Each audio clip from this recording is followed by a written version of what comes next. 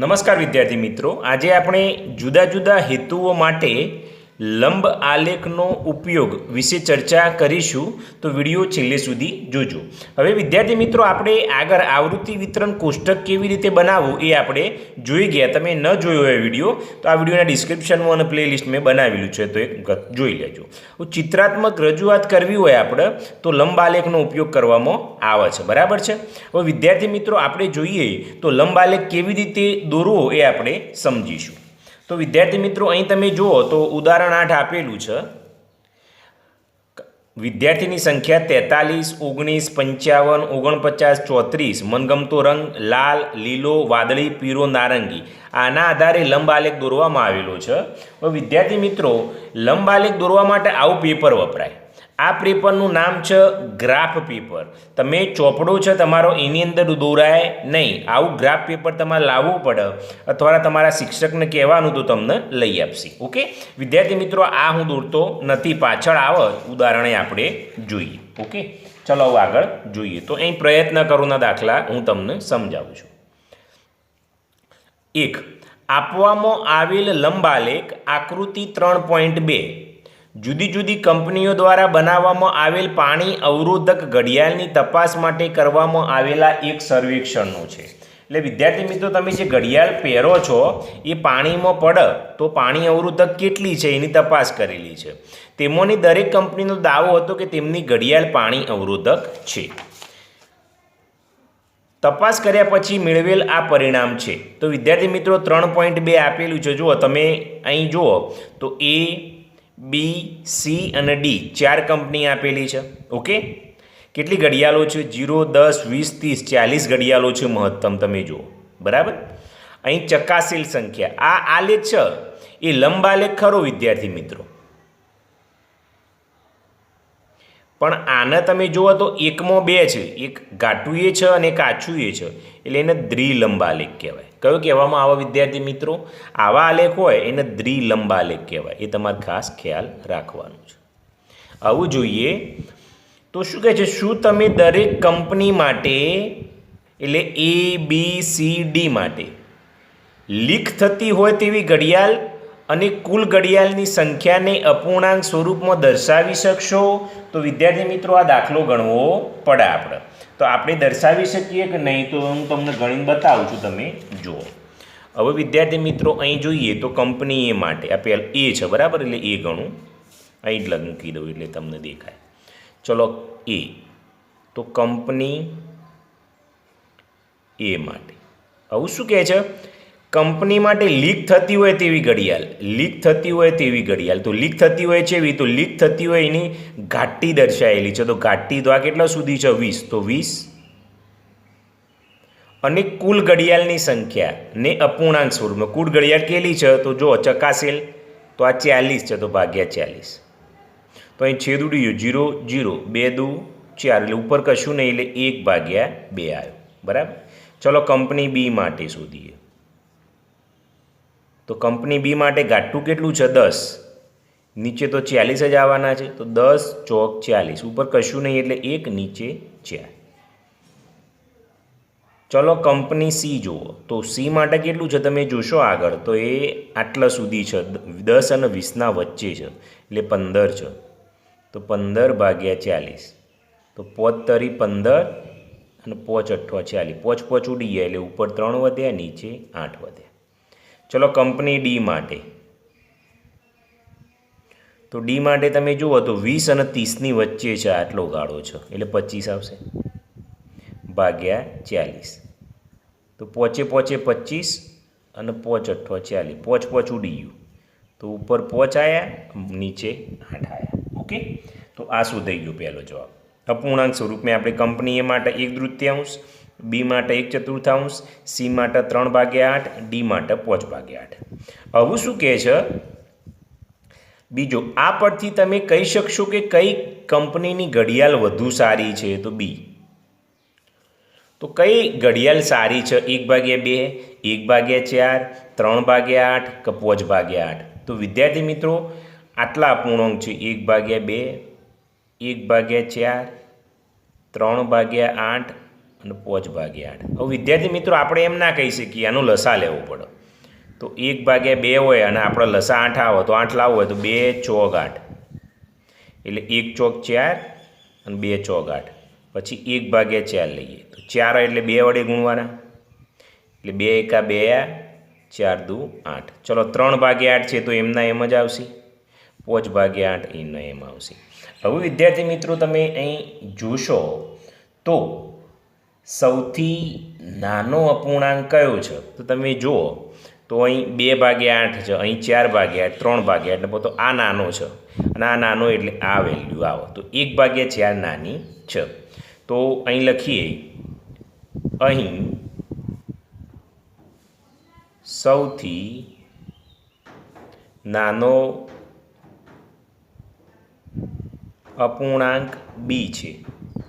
બરાબર, બી એટલે 2/8, 1/4 છે ને ભાઈ.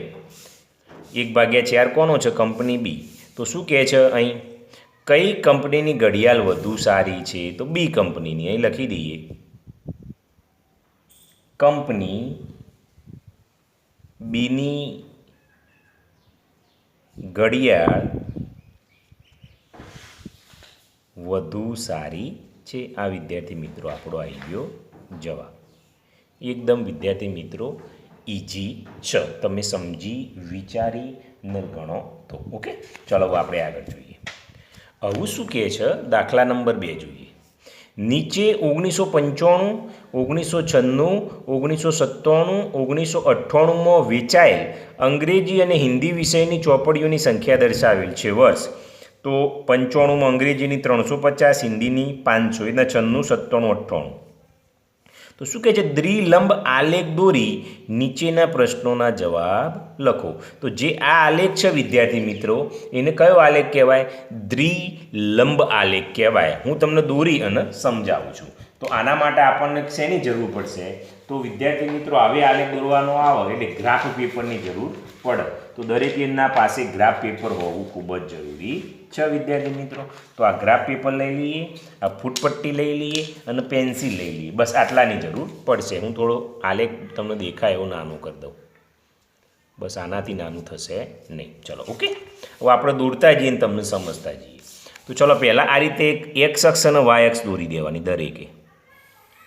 તમારે પેન્સિલનો જ ઉપયોગ કરવાનો છે, બીજી કોઈ પણ ઉપયોગ કરવાનો નથી. બરાબર, અને એક અહીં દોરવાનું આડી પટ્ટી. આ ખાસ તમારે દોરી દેવાનું છે. આ ગ્રાફ પેપર આપણે દોરીએ એની શરૂઆત છે. ઓકે, તો જે આડી લીટી છે વિદ્યાર્થી મિત્રો એને આ રીતે એરો કરીને અહીં એક્સ અક્ષ કરી દેવાનું અને અહીં એ કરી દેવાનું. અહીં આ રીતે કરી દે, પવન આવે છે, અને અહીં વાય અક્ષ કરી દેવાનું. ઓકે, આ કામ આપણું થઈ ગયું પૂરું. પવન થોડો વધારે છે, કંઈ વાંધો નહીં. ચલો જુઓ, પ્રશ્નનું કાગળ એટલું ઉડી જાય છે. હવે વિદ્યાર્થી મિત્રો શું કહે છે? વર્ષ છે 1995, 96, 97, 98, 4 વર્ષ છે. તો આપણે એ નીચે લઈ લઈએ. બરાબર, તો અહીં વર્ષ 4 છે તો અહીં લઈએ 1995, અહીં લઈએ 1996, અહીં લઈએ 1997 અને અહીં લઈ લઈએ 1998. ઓકે, આ વર્ષ લીધું તો અહીં વર્ષ લખી દઉં અને આ રીતે લીટી દૂર દેવાની. તો એક્સ અક્ષ ઉપર શું લીધું આપણે? વર્ષ લીધું. એ આપણને ખ્યાલ આવી ગયો. જો 95, 96, 97, 98 4 વર્ષ હતા તો એ આપણે લઈ લીધેલું છે. ઓકે, હવે અહીં તમે જુઓ તો અંગ્રેજી અને હિન્દી બે વિષય લેવાના છે. હવે સૌથી ઓછા માર્ક્સ કેટલા છે? તો તમે જુઓ તો ઓછા તો 350 છે. બરાબર, અને સૌથી વધુ કેટલા છે? તો વધુ છે 650. તો આપણે એટલા સુધી લેવાનું, 650 સુધી લેવું પડે. તો કેટલાની ગેપ રાખીશું વિદ્યાર્થી મિત્રો? તો આપણે અહીં ગેપ રાખીશું 600 છે તો 100ની રાખીએ. ચલો ને, તો અહીં ઓકે, અહીં 0 કરી દઉં. અહીં 2ની આપણે રાખીશું તો અહીં 100, પછી અહીં 200. બરાબર છે, પછી અહીં 300, પછી અહીં 400, અહીં 500, અહીં 600 અને અહીં 700. 650 હતી એટલે આટલું આવી જશે. આ અક્ષ ઉપર આપણે શું લીધું છે? તો શું લીધું છે? અંગ્રેજી અને હિન્દી વિદ્યાર્થી મિત્રો. તો પુસ્તકોની સંખ્યા છે, તો અહીં હું લખી દઉં પુસ્તકોની સંખ્યા. ઓકે, આ કામ પૂરું થઈ ગયું. હવે વિદ્યાર્થી મિત્રો તમે જુઓ તો અહીં આપણે એક પ્રમાણ માપ લખવું પડશે. બરાબર, તો પહેલાં પ્રમાણ માપ અહીં લખી દઉં, અહીં ઉપર જ લખું.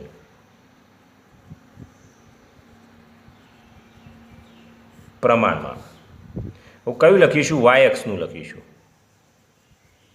વાય અક્ષ બરાબર. હવે અમે તમે જુઓ તો અહીં કેટલા એકમ લીધું છે? તમે જુઓ આ એક લાલ લીટી, સોરી લીલી લીટી અને આ 2, એટલે આ 2 એકમ કહેવાય. જો અહીં લખ્યું હોય તો 1 એકમ કહેવાય, પણ આપણે ડબલ છોડ્યું છે એટલે 2 એકમ. અને કેટલી છે લંબાઈ? અહીંથી 100, 200, 300 એટલે 100નો ગાળ્યો છે, એટલે 2 એકમ બરાબર 100 પુસ્તકો લખાશે. બરાબર, તો અહીં લખું 2 એકમ બરાબર 100 પુસ્તકો. આ તમારે ખાસ લખવું પડે. ઓકે વિદ્યાર્થી મિત્રો, આ આપણું કામ થઈ ગયું પૂરું. હવે આપણે જોઈએ તો કયા વિષય છે? એક અંગ્રેજી છે અને એક હિન્દી છે. તો ચલો અહીં આપણે લખી દઈએ અંગ્રેજી અને હિન્દી. તો અંગ્રેજીમાં આપણે ઘાટું કરીશું નહીં, અને હિન્દીના જે માર્ક્સ હોય એને આ રીતે ઘાટું કરી દઈશું. એટલે બંને કેવું લાગે વિદ્યાર્થી મિત્રો? અલગ લાગે. આ કામ આપણે કરી દીધું. ઓકે, હવે આપણે એક એક લીધે જઈએ, દોરી જઈએ. ચલો પહેલું આપણે કયું દોરીશું? તો પહેલું આપણે અંગ્રેજી લઈ લઈએ. તો 1995માં કેટલા માર્ક છે? 350 છે. તો અહીં ચલો આ કાગળ મૂકી દઉં, ઉડન અહીં મૂકી દઉં ઉપર. તો ફૂટપટ્ટી મૂકી 350 છે. તમે જો 1995માં 350 કેટલા આવે? તો 95 તો અહીં છે. ઓકે, 350 એટલે આટલા સુધી આવશે. થોડું ઝૂમ કરું તો ચાલશે, કારણ કે વધારે દૂર જશે નહીં. ચલો 95માં 350 કેટલા છે? તો એ આ 300 ને 400 એટલે વચ્ચો વચ્ચા આવું તો આટલા આવશે 350. ઓકે, હવે હું દોરી દઉં.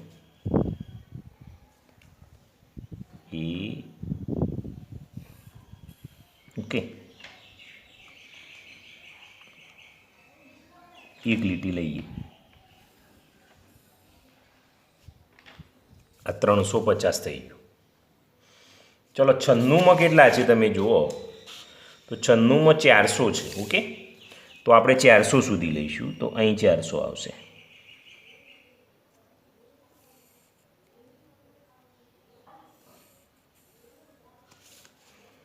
એ આ 400 સુધી. પછી 97માં 450 છે, તો થોડું ઉપર આવશે. અહીં 400થી અહીં 50 આવશે.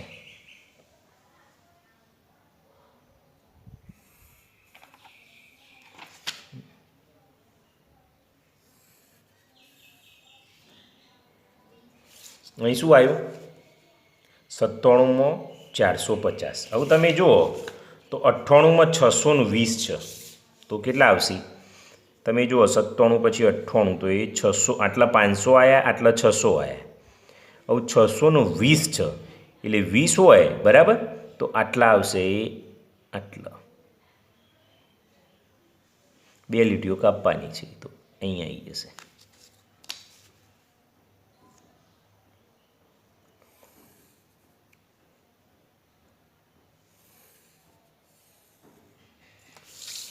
તો અહીં તમે જુઓ તો અંગ્રેજી પૂરું થઈ ગયું. હવે હિન્દી લઈએ.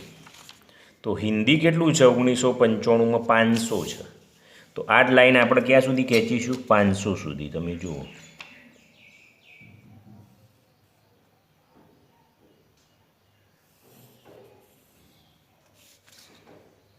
ઓકે, 500 તો આવી ગઈ. પણ આને શું કરવાની છે? ઘાટી કરવાની છે. એટલે હું આડું કરીને ઘાટું કરી દઉં. એક બતાવું પછી ભેગા સાથે કરીશું આપણે. આ રીતે તમારે ઘાટી કરી દેવાની, એટલે અલગ પડી જાય હિન્દી.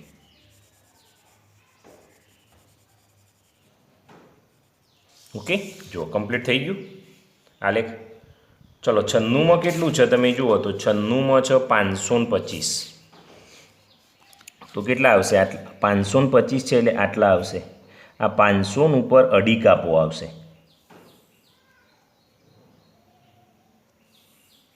પછી ઘાટું કરીએ, બરાબર. આપણે પછી તમે જુઓ તો 97માં 600 છે અને પછી 650 છે. તો 600 તો અહીં છે જ, તમે જુઓ તો અહીં સુધી ખેંચી લેવાનું.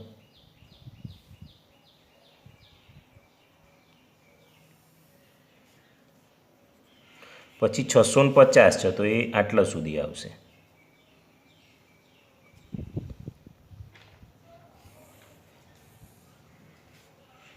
ઓકે, બધું જ આપણે દોરાઈ ગયું છે. હવે ઘાટું કરવાનું છે તો હું થોડો આડો કરી અને આલેખ થોડો ઘાટો કરી દઉં.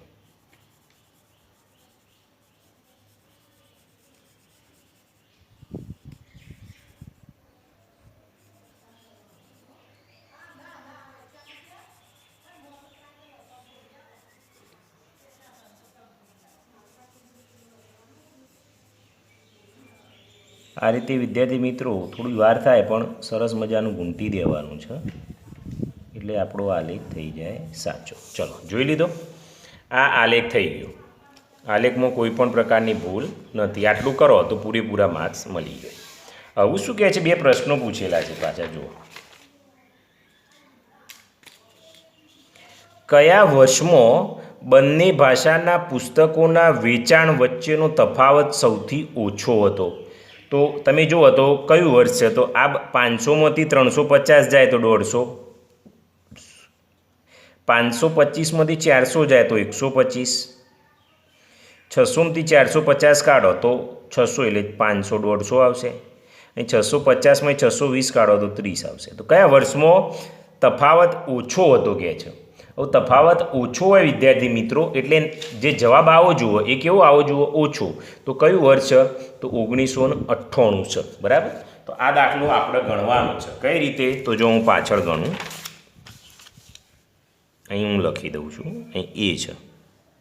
ઓકે, પાછળ તમારી જગ્યા હોય એમાં તમારે લખવાનું છે. તો 1995નું વર્ષ, પછી 1996નું વર્ષ, પછી 1997 વર્ષ અને 1998નું વર્ષ. બસ તફાવત લેવાનો એટલે બંનેની શું કરવાનું છે? બાદ બાકી કરવાનું. તો 500 ઓછા 350 તો કેટલા આવ્યા? 150. પછી 525 ઓછા 400, 525 ઓછા 400 તો 125. પછી 600 ઓછા 450 તો 150. 650માંથી 620 620 તો કેટલા આવશે? તો 30 આવશે. સૌથી ઓછો હતો તો કયો આવશે?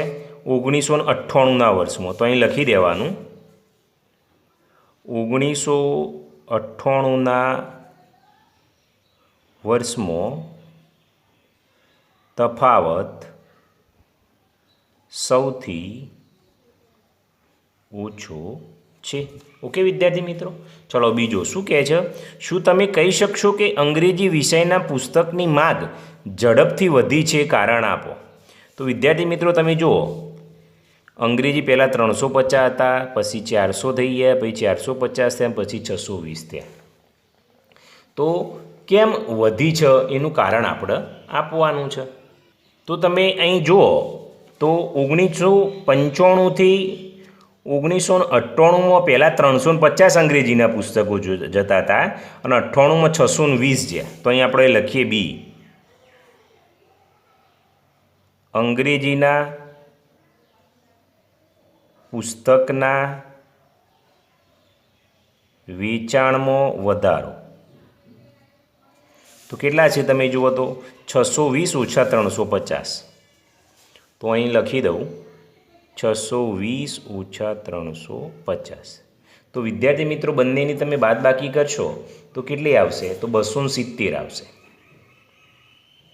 એ રીતે હિન્દીના લખીએ. હિન્દીના પુસ્તકના